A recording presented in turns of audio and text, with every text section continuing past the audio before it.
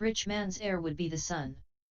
This father then died, and the son went to claim his inheritance, but the pregnant mother pleaded, "Wait. Wait until my child is born. If the child is a boy, he gets half of this wealth, but if she is a girl, she becomes your servant." Desiring to have half of the wealth for herself and her child, she made this same plea whenever the heir came to claim his inheritance. Then, she took a knife and tried to cut open her womb, wanting to hasten the arrival of the child, and thus her wealth.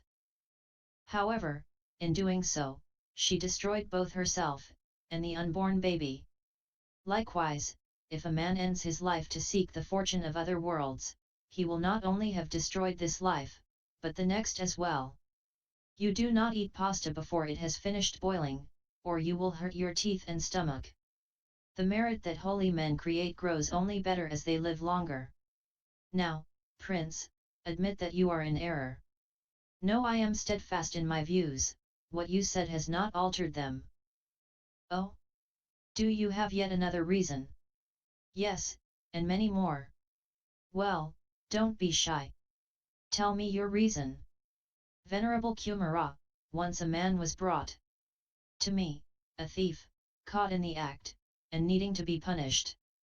When it came time to sentence him, I said, "Take this man and put him into a large pot, bound and gagged. Then, seal over the top of the pot with damp skin and then cover it with unheated clay. Then place the pot in an oven, and light a large fire." So they did. Once he was dead, the pot was removed and opened. Then, removing the gag, we looked to see if his spirit, his soul, his essence would come out and finally escape. But it did not, there was no soul, no spirit, no essence. This is why I think there is no other world. Charming. Well, Prince, when you are taking a nap, or sleeping, do you admit to seeing other places? Ponds and beautiful forests, or perhaps castles in the clouds? Or perhaps deep caverns? Something like that, but yes, I have dreams, Reverend Kumara. And are you not watched over and attended by servants and concubines? Yes, I am. And have they ever seen your soul coming or going while you slept? No. Well, Prince, if they cannot see your soul while you are alive, how can you expect to see a man's soul after he is dead? Whatever.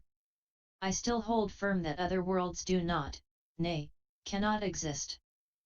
Oh? But why? The prince went on to talk of various methods he used to try and observe an escaping soul, all of them foolish, and each time, Kumara gave him a parable explaining why it would not work, and why it does not prove that other worlds, karma, actions resultant, and ethereal beings do not exist. Finally, Kumara, seeing that there would always be just one more reason why he cannot accept this, attempted something new. He gave a parable to the prince of a man and an orphaned child. Once, began Kumara, there was a grimy hermit, a fire worshipper, with unclean hair and unclean body, who went to an abandoned dwelling and discovered a tiny child. The fire worshipper decided that it would be wrong to leave the child for the wild animals to eat, so he took him up, and reared him as his own son. On one occasion, when the boy was 12, the man needed, for one reason or another, to go to a nearby village.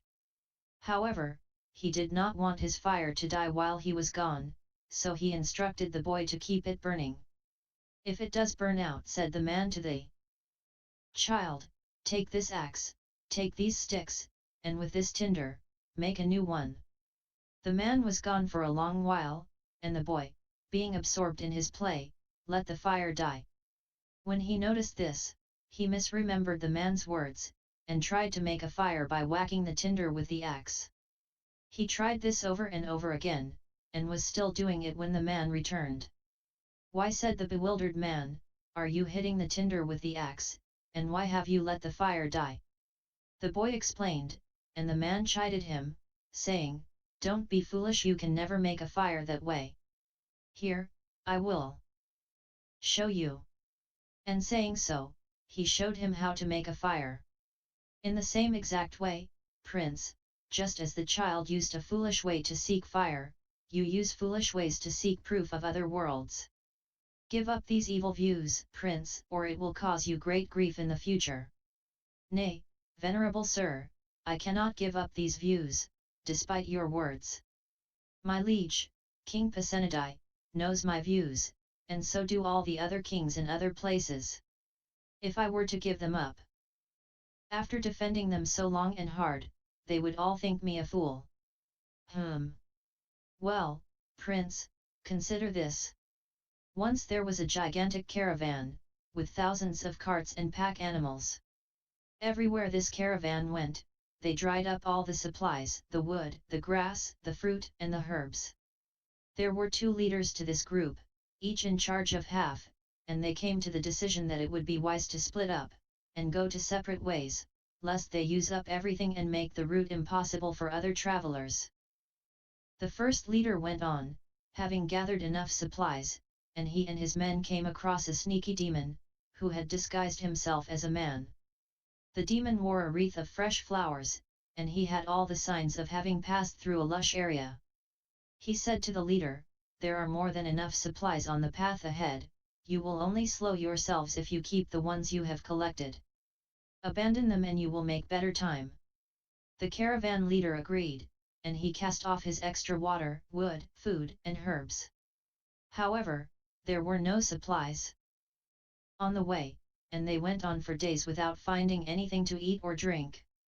Finally, they died from lack of nutrients, and the sneaky demon came and ate their bodies, leaving nothing but the bones. The second leader, having taken a longer path, came across this sneaky demon some weeks later, and the demon said the same thing to him. But the leader was wise, and, having consulted his men, decided to keep his supplies, even if they were a burden. Sure enough, the path ahead was desolate, but his men and his animals ate well all the same. Then they came across the bones and the abandoned goods of the first caravan. The leader thought, he must have been tricked by that man into abandoning his supplies. What a shame! I must remain wise. I should leave behind any goods that I have that are of little value, and take the ones he left behind that are expensive. And he did so, and passed safely through to his destination. You, Prince, are like that first leader. You abandon that which will help you, and yet still move forward. This will only lead to trouble and misfortune. Be instead like the second leader. Keep what is good for you, and abandon what is useless. Cast aside your evil view, and accept the view that will be of benefit. I cannot, I will not. I won't have the king and the other rulers all thinking I am a fool. Prince. Consider a farmer who, while traveling, sees a huge pile of dry dung and thinks, I can use this as fuel. So he takes his cloak, wraps the gigantic pile of dung with it, and carries it off. However, on the way back home, it begins to rain heavily, and the dung becomes moist. Being moist, it starts to ooze and drip down onto the farmer, besmearing him with excrement and making him stink. Passerbys saw him, and said, you should cast that aside, and then the rain will help to clean you, instead of covering you with bile. But the farmer replied, no, I must keep it for fuel, and went on. You are like that farmer, Prince. You believe your evil views are fuel of sorts, and you cling to them, but all they do is cover you in dung and filth. You must abandon them. Oh, ugh! But no, I cannot. I have already told you that I can't have the royalty thinking me a fool. Prince, consider this. Suppose 2 men decide that the best way to make their fortune is to go and have a treasure hunt in an old, forgotten city. Doing so, they find a large pile of reeds, and having made their cloaks into sacks, they carry the reeds. However, a while later they came across a pile of flax. Hey, now, what luck, said one friend, we were going to make these reeds into flax anyway. So now we can throw away the reeds and carry flax instead. And he casts out his reeds and fills his cloak with flax.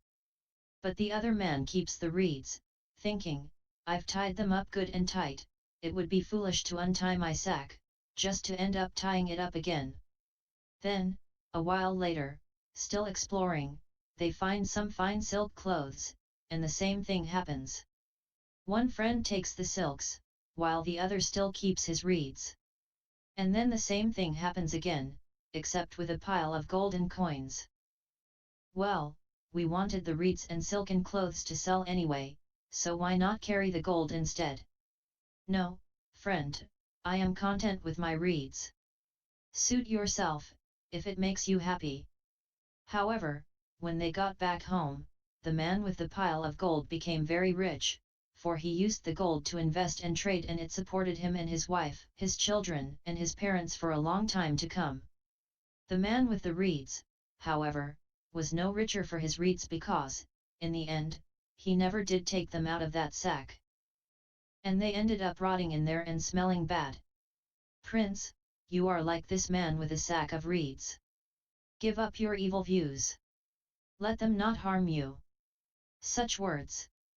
Venerable, nay, Holy Arahant Kumarakasapa, your words touch me, and your parables have shown me that I am using foolish means to try to find the truth. It is as if you set upright that which had been toppled. I came today to hear your quick-witted replies, because I wanted sport in the field of debate, but today I shall leave having learned something very valuable, as if traveling and suddenly finding a hidden diamond. You expound your teachings and make them easy to hear, easy to understand, and what you say indeed makes sense. I, Sire Kumara, take my refuge in the Buddha, the Dhamma, and the Sangha. Take me as this, as a lay follower from now until the day that I perish. Pray, sir, grant us a teaching. So Kumara the Ascetic, the disciple of the Buddha, gave a teaching on generosity and the value of giving. This inspired Prince Payasi to establish a charity for the needy and anyone in need, be they merely down on their luck or an ascetic hermit could go to his charity and receive clothing and food, though the food was of poor quality and the clothes made from rough burlap. Thus suited him fine, and it suited those in need fine too, but a concerned noble named Uttara, who had been in charge of running the charity, commented. Through this charity, I think, myself and Prince Payasi will have very different rewards. The prince heard this and said to Uttara, I expect a reward for my charity and I see nothing wrong with doing so. Yes, but Lord, the food and the clothes you give. I would not feign to touch them, and you, yourself, would not even walk on them with your thickest boots. Well. Sire, how can you expect a good reward from a half-hearted charity? The prince sighed, and then said, as you wish. Discard the poor quality food and clothes, and instead give out food and clothes as I myself, or as you yourself would make use of. Yes, sire. And he did just that. Upon death, Prince Payasi was born in a middling heaven, with middling angels because, though he was very generous, he was half-hearted about it, and begrudged that which he gave. Uttara, however, was reborn in the heaven of the 33 gods, for he was unconditionally, and unbegrudgingly generous. As it turned out, one of the Buddha's disciples, Gavampati, was accustomed to take his midday nap in the very heaven where Prince Payasi was reborn, and when he went there next, he recognized the prince. Are you not the man who clung to false views? Yes, but I have long abandoned them, thanks to the wonderful Venerable Kumara. Oh! Good to see you, and that is good to hear. Whatever became of that Uttara, who ran your charity for you? He was reborn in the heaven of the 33 gods, this is because he gave without begrudging a single thing, and had unlimited generosity. Interesting. Venerable sir. Yes, Prince. Do me a kindness when you go back, tell everyone of my fate, and of Uttara's fate, that they may know not to make my mistake. Gavampati did as he was asked, and said this to his fellows. Prince Payasi was reborn in a middling heaven with middling angels, because, though he gave charity, he was begrudging of it. Uttara, who merely managed the charity, went to the heaven of the 33 gods, because he did not begrudge. Learn you a lesson of this. Never be begrudging of that which you give, https://tptaka.fandom.com/wiki/payasi_sutta, and DN023.